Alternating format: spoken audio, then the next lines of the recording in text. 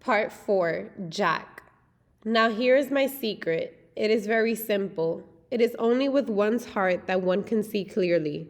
What is essential is invisible to the eye. The call. So in August, my parents got this call from Mr. Tushman, the middle school director. And my mom said, maybe he calls all the new students to welcome them. And my dad said, that's a lot of kids he'd be calling.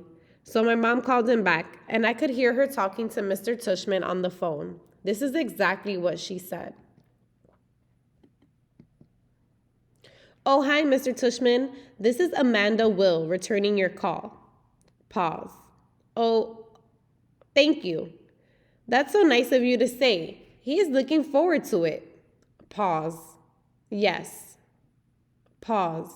Yeah. Pause. Oh, sure. Long pause. Oh. Uh-huh. Pause.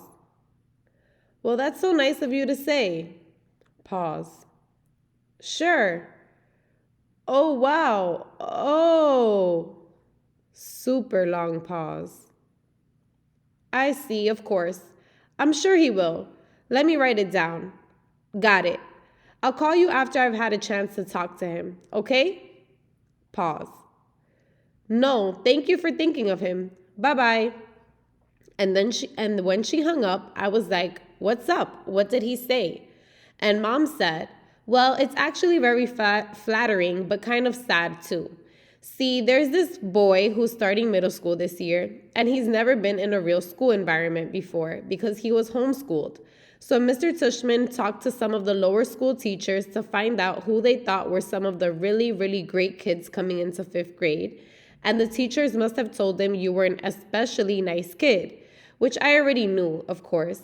And so Mr. Tushman is wondering if he could count on you to sort of shepherd this new boy around a bit. Like, let him hang out with me? I said. Exactly, said Mom. He called it being a welcome buddy. But why me? I told you, your teachers told Mr. Tushman that you were the kind of kid who's known for being a good egg. I mean, I'm so proud that they think so highly of you. Why is it sad? What do you mean? You said it's flattering, but kind of sad too. Oh, Mom nodded. Well, apparently this boy has some sort of, I guess there's something wrong with his face or something like that. Not sure. Maybe he was in an accident. Mr. Tushman said he'd explain a bit more when you come to school in the morning next week. School doesn't start till September. He wants you to meet this kid before school starts. Do I have to? Mom looked a bit surprised. Well, no, of course not, she said. But it would be nice. It would be the nice thing to do, Jack. If I don't have to do it, I said, I don't want to do it. Can you at least think about it? I'm thinking about it and I don't want to do it. Well, I'm not going to force you, she said, but at least think about it some more, okay? I'm not calling Mr. Tushman back until tomorrow, so just sit with it a bit. I mean, Jack, I really don't think it's that much to ask that you spend a little extra time with some new kid. It's not just that he's a new kid, Mom, I answered. He's deformed. That's a terrible thing to say, Jack. He is, Mom. You don't even know who it is. Yeah, I do, I said, because I knew the second she started talking about him that it was that kid named August. Carvel. I remember seeing him for the first time in front of the Carvel on Amsford Avenue when I was about 5 or 6.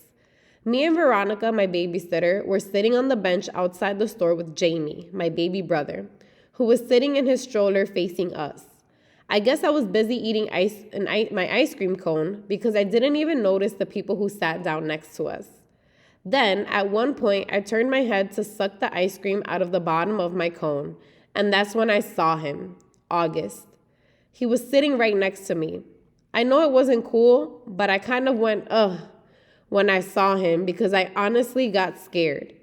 I thought he was wearing a zombie mask or something. It was the kind of you say when you're watching a scary movie and the bad guy like jumps out of the bushes. Anyway, I know it wasn't nice of me to do that, and though the kid didn't hear me, I know his sister did. Jack, we have to go, said Veronica. She had gotten up and was turning the stroller around because Jamie, who had obviously just noticed the kid too, was about to say something embarrassing. So I jumped up kind of suddenly, like a bee had landed on me, and followed Veronica as she zoomed away. I could hear the kid's mom saying softly behind us, "Okay, guys, I think it's time to go." And I turned around to look at them one more time.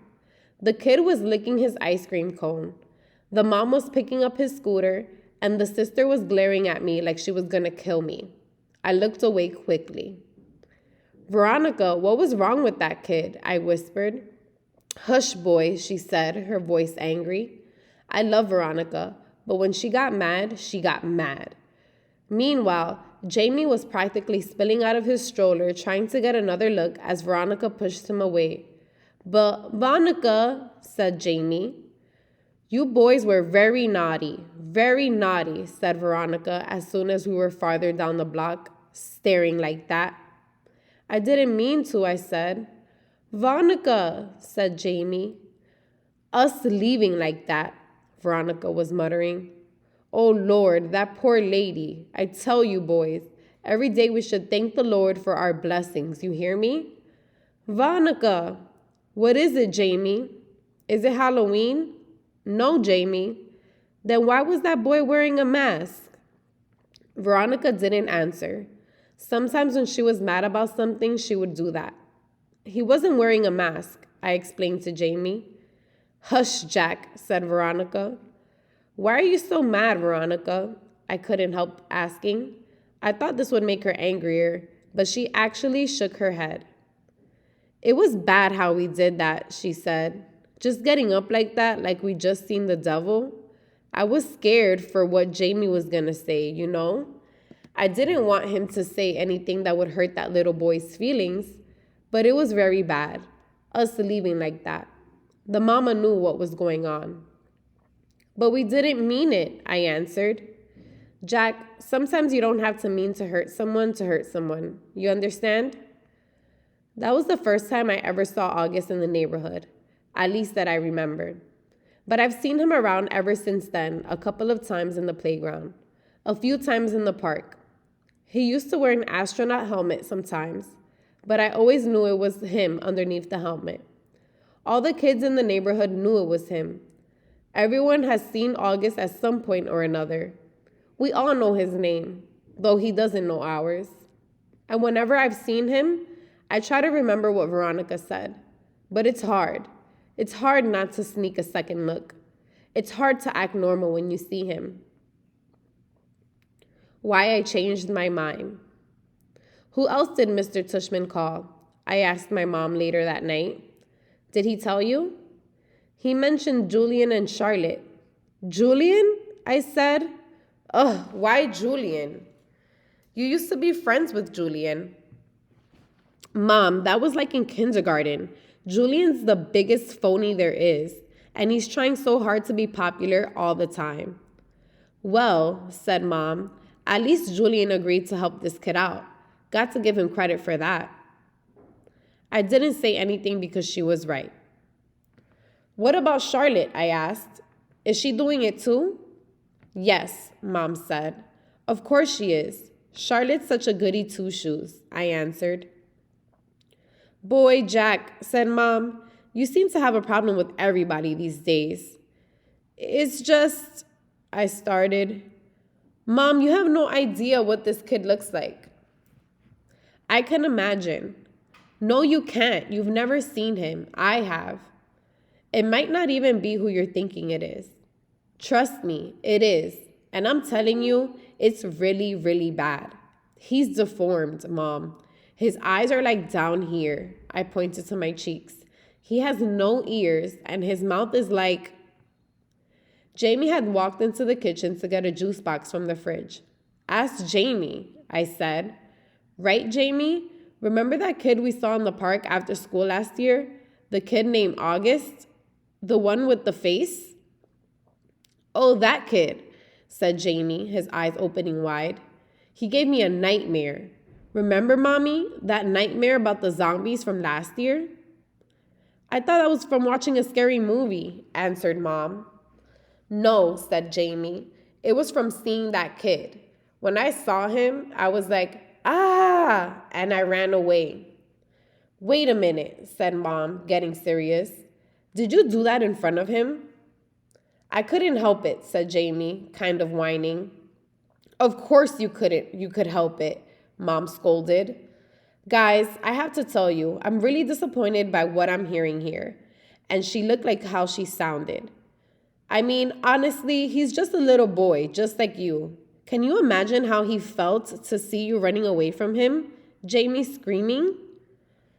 It wasn't a scream, argued Jamie. It was like an ah. He put his hands on his cheeks and started running around the kitchen. Come on, Jamie, said Mom angrily. I honestly thought both my boys were more sympathetic than that. What's sympathetic? Said Jamie, who was only going into the second grade. You know exactly what I mean by sympathetic, Jamie, said Mom. It's just he's so ugly, Mommy, said Jamie. Hey, Mom yelled. I don't like that word, Jamie. Just get your juice box. I want to talk to Jack alone for a second. Look, Jack, said Mom as soon as he left, and I knew she was about to give me a whole speech. Okay, I'll do it, I said, which completely shocked her. You will? Yes. So I can call Mr. Tushman? Yes, Mom, yes. I said yes. Mom smiled. I knew you'd rise to the occasion, kiddo. Good for you. I'm proud of you, Jackie. She messed up my hair. So here's why I changed my mind. It wasn't so I wouldn't have to hear Mom give me a whole lecture, and it wasn't to protect this August kid from Julian, who I knew would be a jerk about the whole thing. It was because when I heard Jamie talking about how he had run away from August, going, I suddenly felt really bad. The thing is, there are always going to be kids like Julian who are jerks. But if a little kid like Jamie, who's usually a nice enough kid, can be that mean, then a kid like August doesn't stand a chance in middle school.